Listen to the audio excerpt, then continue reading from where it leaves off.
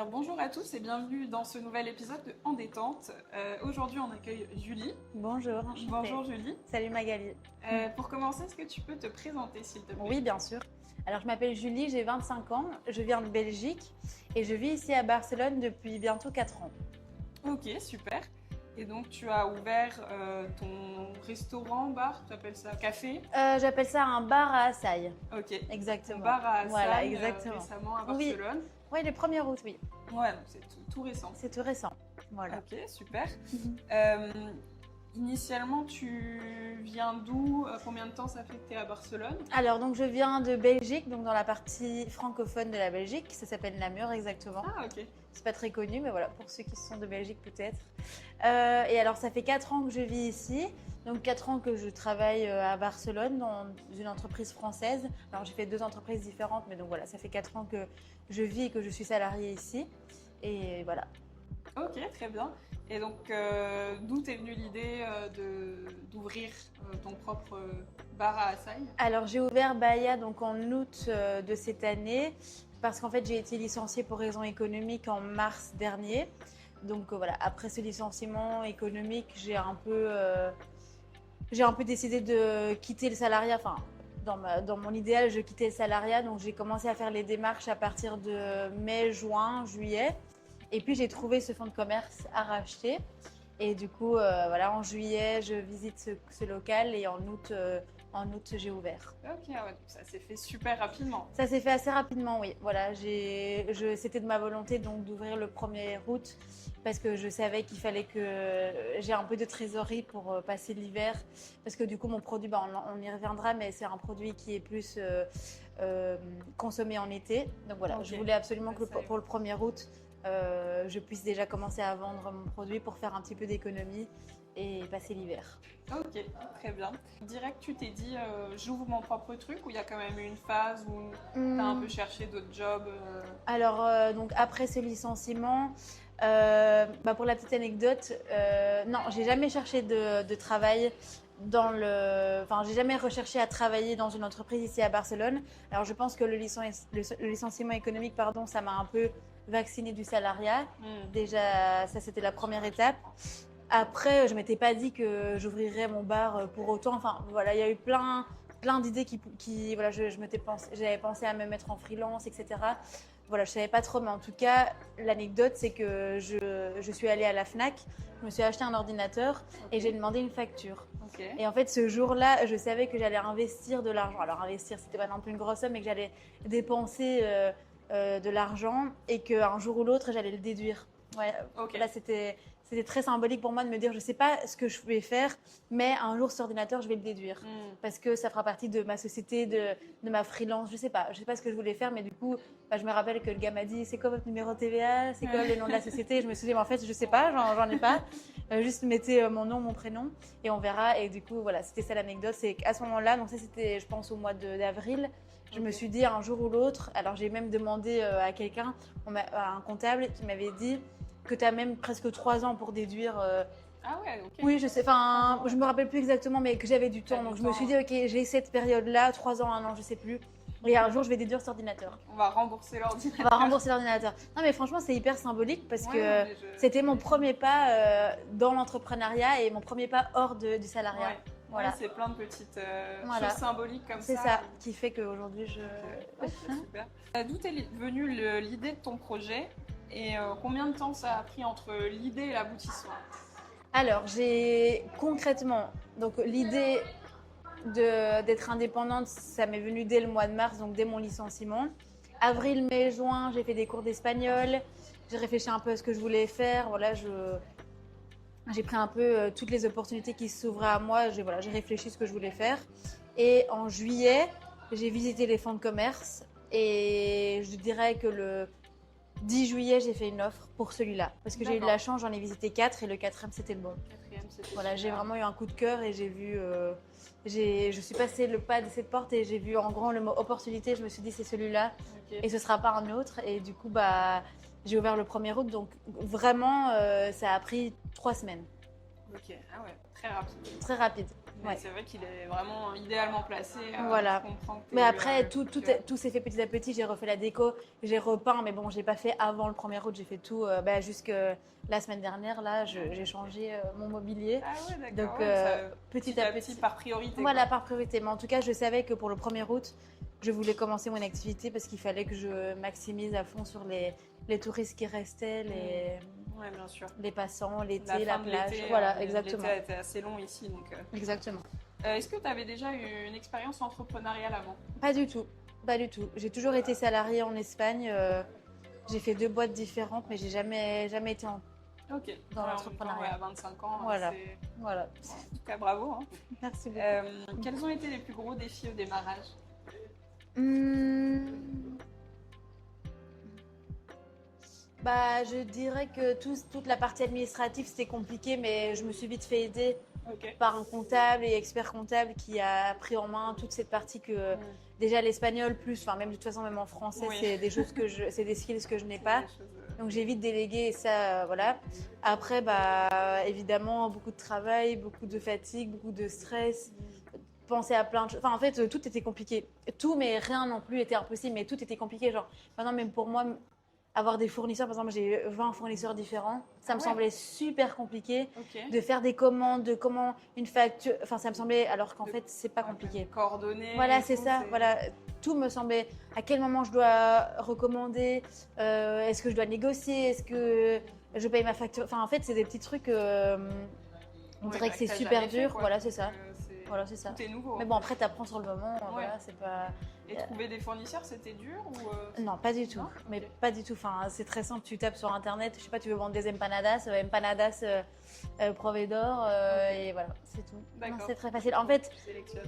à partir du moment où tu dois dépenser de l'argent et que quelqu'un doit gagner de l'argent grâce à toi, c'est assez simple. Ouais. Voilà. Tu Donc, demandes un service, quelqu'un propose ce exactement. service. Et puis, j'ai aussi beaucoup de fournisseurs, bah, comme tu as vu David qui est passé, c'est Oui. beaucoup de fournisseurs qui viennent me voir et qui me demandent ah, t'as besoin de quelque chose? Ah, je te vends ça. Enfin, voilà. D'accord, ah oui, t'en as qui passent directement Exactement. le pas de ta porte. Et... Exactement, c'est des commerciaux finalement, donc Ouais. ils me démarchent et puis voilà. Ok. Donc, quelles ont été les premières étapes concrètes pour lancer cette activité à Barcelone? Bah, la première étape, ça a été de visiter des fonds de commerce. Ouais. Non, la première étape, c'est d'abord de savoir ce que tu veux faire. Donc moi, je savais que je voulais faire quelque chose de physique, c'est-à-dire que je voulais plus être derrière mon ordinateur. D'accord. J'ai été pendant 4 ans donc chef de projet marketing digital, exactement le nom de Ok. mon poste. Donc j'étais derrière mon ordinateur, je faisais des publicités sur Google Ads, etc. Et je savais que maintenant je voulais plus faire ça en fait. Je voulais faire quelque chose de concret. Je voulais me lever le matin et utiliser mes mains, voilà, faire vraiment quelque chose de concret. Ça c'est la première étape. Ensuite, bah, savoir qu'est-ce que tu veux vendre. Et une fois que tu sais ça, bah, visiter des fonds de commerce, trouver un comptable, trouver un avocat, trouver des fournisseurs, trouver des employés, créer ta société, trouver ton nom de marque. Voilà. Ok. Mais la première étape, c'est savoir ce que tu veux faire et puis trouver le local idéal si tu veux faire quelque chose de physique, bien sûr. Ok. Très bien. Est-ce que tu trouves qu'il est facile de créer un réseau professionnel ici? Alors, Avec d'autres professionnels qui font la même chose, est-ce que le contact est facile? alors moi, je me suis jamais rapprochée de ce genre de réseau parce que je savais même pas que ça existait. Enfin, je sais pas Ok. s'il y en a ici à Barcelone. Bah sûrement, mais en tout cas, j'en fais pas partie. Alors évidemment, j'ai été me présenter auprès des commerçants du coin, donc voilà, ils me connaissent, voilà, on s'entend bien, mais c'est pas spécialement un réseau que je me suis créé. Non, ça, j'avoue que j'ai pas trop de Ok, ouais, retour à te faire là-dessus. tu t'es lancé solo, quoi. Ah ouais, non. Non, en fait, je connaissais même. Alors, je connaissais donc David Du BPM? du BPM, voilà. D'accord. C'est le seul entrepreneur francophone que je connaisse à Barcelone. Voilà. Ok. Donc, mais bon, je peux pas spécialement dire non plus qu'on se soit. Aider, Non, pas du tout. mutuellement. Enfin, voilà. Je pense même justement après l'ouverture, on s'est dit ah, mais on a sûrement plein de choses à se dire. Ouais. On a plein de choses en commun. Donc, c'est après qu'on a commencé à discuter de ça. Mais sinon, pas du tout. Enfin, moi, je connaissais son bar et j'y allais avant d'ouvrir Baya, mais c'était pas. Non, j'avais pas spécialement T'es pas de dans réseau. cette optique-là. Non, pas du tout. D'accord. Est-ce que tu as rencontré des avantages ou des inconvénients ou bien des différences en tant qu'entrepreneur étranger ici à Barcelone? Alors non, pas spécialement. Ben, j'ai pas eu l'impression que les gens aient été moins sympas avec moi parce que j'étais pas espagnole. Bah, je pense que le plus important, c'est de t'entourer de bonnes personnes qui t'aident. Voilà, un bon comptable, un bon avocat, comme je le disais, une bonne agence, parce que du coup, c'est grâce à l'agence que j'ai aussi trouvé ce fonds de commerce. Ok. Non, franchement, j'ai pas senti de différence à ce niveau-là. Ok. Je pense que tu as autant de chances, quelle que soit ta nationalité, d'ouvrir un truc si tu en as envie, si tu as le fonds nécessaire, si tu as une bonne idée, voilà. Ok. Et au niveau de la clientèle, ça a été bien accueilli aussi, parce que Oui. je sais que en fonction des quartiers, bon, toi, c'est pas forcément ton cas, mais tu sais, il y a beaucoup de cafés qui ouvrent, qui sont un peu destinés aux expats. D'accord. Et du coup, qui ont souvent un peu mauvaise Ok. réputation auprès des locaux. Ok. J'ai vu, il y a pas mal, enfin, comme Ok. ça se gentrifie un peu Bien sûr. certains quartiers. Alors vraiment pas du tout. Je n'ai jamais eu une réflexion. Alors je pense que les gens sont... Alors mon produit, il est brésilien. Et moi je papote beaucoup avec mes clients parce que ici j'ai la chance d'avoir beaucoup de locaux, donc des gens qui reviennent. Ok. Donc je noue un peu une relation avec eux et c'est trop chouette. Et les gens sont un peu étonnés quand je leur dis que non, je ne viens pas du Brésil, mais Ok. je viens de Belgique. Mais j'ai pas l'impression que ça dérange les gens. Au contraire, ils sont intrigués. Et parfois ils me posent des questions. Ah, mais pourquoi... comment vous êtes là? Est-ce que c'est vous la gérante? Voilà, moi j'explique mon histoire et j'ai l'impression que les gens sont contents. Ok, ouais, Alors c'est j'ai eu bien. une fois une réflexion comme quoi j'avais pas de menu en catalan. Je ne savais pas que c'est une obligation d'avoir un menu en catalan en Catalogne. C'est D'accord. vrai qu'aujourd'hui ça me semble logique, mais voilà, ça fait partie des erreurs que j'ai faites au lancement. Je pouvais pas tout faire, donc Ouais. maintenant j'ai mis ma carte en catalan et non, tout le monde est Oui, content. c'est- Franchement, j'ai Petite pas. chose à rectifier, Voilà, c'est et puis ça. ça se fait assez vite. Mais ça fait partie de la loi. Enfin, c'est obligatoire. D'accord. C'est pas une option, c'est obligatoire d'avoir une carte en catalan. Moi, ma carte était en anglais, en espagnol. Et voilà, enfin, je veux dire, c'était pas, c'est un peu un détail, mais non, franchement, j'ai l'impression que ça intrigue plus les gens que ça ne les dérange. D'accord. Bon, bah, Après, c'est j'ai bon, peut-être c'est pas- bon à savoir. en Non, tout oui, cas. bien sûr. En tout cas, pas à Poblenou. Mais voilà. Ok. Comment tu fais pour te faire connaître? Est-ce que tu te fais connaître à travers les réseaux, à travers le bouche à oreille ou juste des passants plutôt? Alors, bah, moi, ma clientèle, c'est beaucoup des passants, puisque bah, je suis dans une rue assez bien positionnée à la Rambla de Poblenou. Après, bah, j'ai beaucoup de locaux, comme je disais, parce que Poblenou, c'est assez petit. Voilà, les gens viennent et reviennent parce qu'ils sont contents. Ok. Donc ça, c'est top. Bon, ça va. Après, bah, je fais un peu de communication sur Instagram.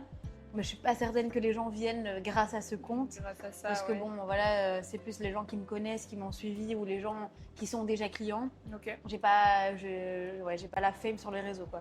Sinon, ce que j'ai fait aussi au début, c'est j'ai organisé pas mal de collaborations des événements en collaboration avec des clubs de runners, des clubs de sport, des clubs Ok, d'Irox, voilà. Donc ils allaient faire le sport et après. Ils allaient faire le petit sport assaille, et après ils venaient prendre leur assaille et ils avaient une petite réduction. Ah, super. Et ça, c'est trop chouette parce que du coup, bah, ça touche une nouvelle clientèle, ça touche des gens qui sont bah, totalement massifs, étant donné que l'açaï, c'est bon pour la santé, c'est antioxydant, c'est protéiné. Donc les gens qui font du sport bah, apprécient le produit. Ouais. Et voilà, c'est trop chouette. Potentiellement vont revenir. Voilà, exactement. voilà, Moi, j'adore faire plutôt. ça fait du mouvement. Mm. C'est un peu mon côté marketing que je faisais avant, Ouais. que je refais ici, j'adore. Un peu les événements. Ok, trop bien. Mais en tout cas, pour l'instant, ça marche. Pour l'instant, ça bien. marche. Ouais, mais c'est les deux seules choses. Enfin, ouais, les Instagram et le collaboration. J'ai pas encore fait Développer ça. d'autres actions marketing, mais Ok. ça finira par arriver, j'imagine. Très bien. Est-ce que tu as senti une solidarité particulière entre expatriés à Barcelone? Alors, pas spécialement.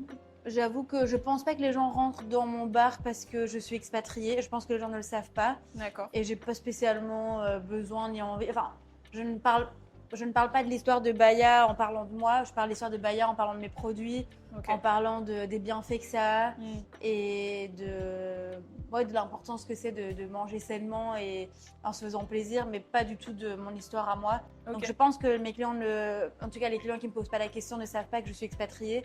Donc non, j'ai pas vraiment ressenti cette solidarité, mais parce que moi-même j'en parle pas. Tu le mets pas en avant. Pas du ouais. tout. D'accord. Très bien. Ok. À quoi ressemble une journée type pour toi? Alors, du coup, Baya est ouvert tous les jours de l'année de 10h à 10h du soir. Donc, on a des longues journées puisqu'en fait, un açaï, ça se mange autant le matin qu'à 16h qu'à 20h après le repas. Ok, Du coup, c'était en dessert. en dessert, ouais. D'accord. Surtout en dessert d'ailleurs, c'est le moment où on a le plus de monde. Et le matin. Et du coup, c'était de ma volonté de laisser ouvert aussi longtemps. Du coup, moi, ma journée type, j'ouvre la semaine. Donc, je fais 9h jusqu'à 14h. Et j'ai de la chance d'avoir 2 autres employés. Entre 2 et 3, ça varie de la saison de l'année. qui prennent le relais du coup le soir. Ok, super. Donc, Et le comme ça, week-end, toi, tu voilà. as l'après-midi, le soir pour gérer C'est ça. tout Tout ce l'administratif, qu'elles ne font pas et que les moi je stocks. peux. Voilà, exactement.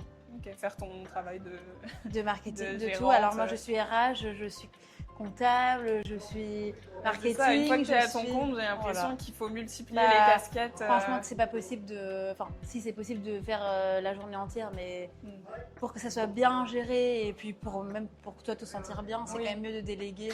Oui, mais je pense que tu as bien fait parce que souvent, j'ai l'impression que les personnes qui ouvrent seules leur structure vont avoir tendance à se dire on va limiter les frais Bien sûr. et tout faire Après, soi-même. c'est pas toujours un choix. C'est hein. sûr, c'est sûr. C'est pas toujours un choix, mais c'est vrai que tout de suite, Bien peut-être se sûr. mettre dans le rouge Bien niveau sûr. énergie, niveau stress, Bah, c'est peut-être. je ne saurais pas dire compliqué. lequel est le mieux à faire. Je pense qu'il faut faire en fonction de ses moyens. Ouais. Mais voilà, moi, c'était possible de faire comme ça et je suis bien contente parce que ça me permet de déléguer, ça me permet de souffler et de gérer tout.